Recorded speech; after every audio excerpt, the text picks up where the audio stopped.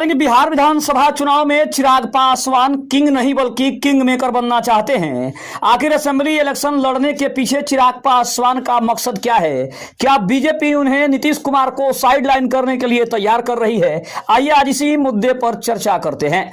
नमस्कार, मैं हूं संजीव और आप देख रहे हैं आप तक न्यूज। अगर आप हमारे चैनल पर नए हैं तो चैनल को जरूर सब्सक्राइब कर लें। आपको बता दें कि बिहार में जब से विधानसभा का चुनाव होने जा रहा है उसके पहले से ही अब बिहार में चिराग पासवान किंग नहीं बल्कि किंग मेकर बनने की तैयारी कर रहे हैं। चिराग पासवान ने बिहार विधानसभा चुनाव लड़ने का बड़ा ऐलान कर दिया है, तो वह नीतीश कुमार का विकल्प बनने और तेजस्वी यादव के मुकाबले खुद को स्थापित करने की कोशिश में लग गए हैं। बिहार में चुनाव से पहले हलचल बढ़ गई है। बिहार विधानसभा चुनाव में चिराग पासवान की डायरेक्ट एंट्री होने जा रही है।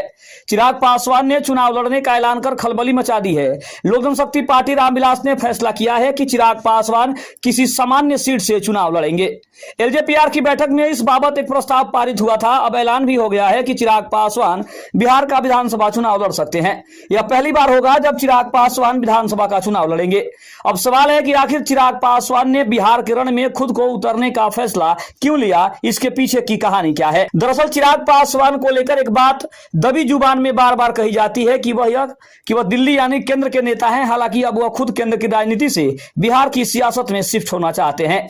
बिहार में अपनी पार्टी के भविष्य को देखते हुए चिराग पासवान अब जमीन पर उतरने और खुद को एक बड़े नेता साबित करने की रणनीति पर काम कर रहे हैं। उनका बिहार चुनाव में सक्रियता से उतरने का फैसला सिर्फ राजनीतिक नहीं बल्कि उनके राजनीतिक भविष्य की मजबूती की दिशा में बड़ा कदम माना जा रहा है। उनके इस कदम के पीछे नीतीश के विकल्प के रूप में उभरना और तेजस्वी यादव के मुकाबले खुद को स्थापित करना है, साथ ही अपनी पार्टी को मजबूत करने की कोशिश है। तो आखिर इसके फैसले के पीछे की रणनीति को आखिर चिराग पासवान कैसे अमली जामा पहनाते हैं?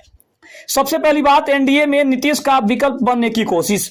नीतीश कुमार का यह चुनाव लास्ट ही माना जा रहा है। एनडीए को कब से बिहार में एक युवा फेस की तलाश है। ऐसे में चिराग की नजर उस बात पर जरूर होगी, वह नीतीश की सियासी जमीन पर अपनी फसल काटने की रणनीति पर काम कर रहे हैं।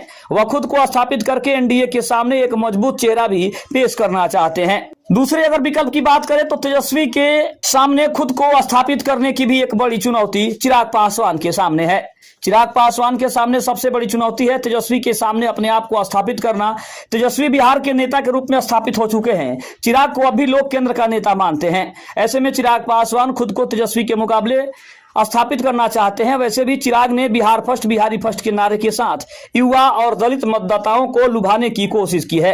हालांकि उनकी इस बात पर तब लोग यकीन करेंगे जब वह खुद बिहार के मैदान जंग में उतरने का बड़ा फैसला करेंगे। यह हकीकत है कि रामविलास पासवान के निधन के बाद एलजेपीआर काफी कमजोर हुई है और चाचा भतीजे की लड़ाई में तो पार्टी का और ज्यादा नुकसान हुआ है।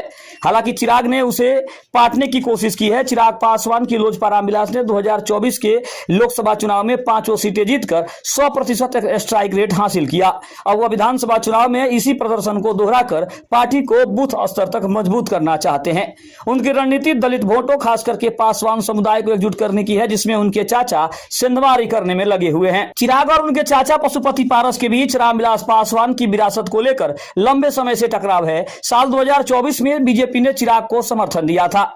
इससे पारस की राष्ट्रीय लोक जनशक्ति पार्टी हाशिए पर चली गई। उनके चुनाव में उतरने की चाल से ऐसा लग रहा है कि चिराग इस चुनाव में चाचा को सियासी रूप से पूरी तरह से खत्म करने की रणनीति पर काम कर रहे हैं। अब तक दिल्ली की सियासत करने वाले चिराग पासवान अब बिहार के रण में कूदने जा रहे हैं। वह यह बताने की कोशिश कर रहे हैं कि वह बिहार की मिट्टी से जुड़कर रहने वाले जमीनी नेता हैं। इतना ही नहीं, चिराग खुद को बिहार में नीतीश और तेजस्वी जैसे नेताओं के समकक्ष स्थापित रहना चाहते हैं। उनकी नजर 2030 के विधानसभा चुनाव पर भी है, जहां वह एनडीए में मुख्यमंत्री पद के दावेदार के रूप में खुद को पेश कर सकते हैं। बहरहाल आने वाले दिनों में चिराग के इस फैसले से बिहार की सियासत में बहुत बड़ा फर्क पैदा हो सकता है। अगर आपको कैसी लगी कमेंट में जरूर बताइएगा। तब तक के लिए धन्यवाद। जय हिंद, जय भारत।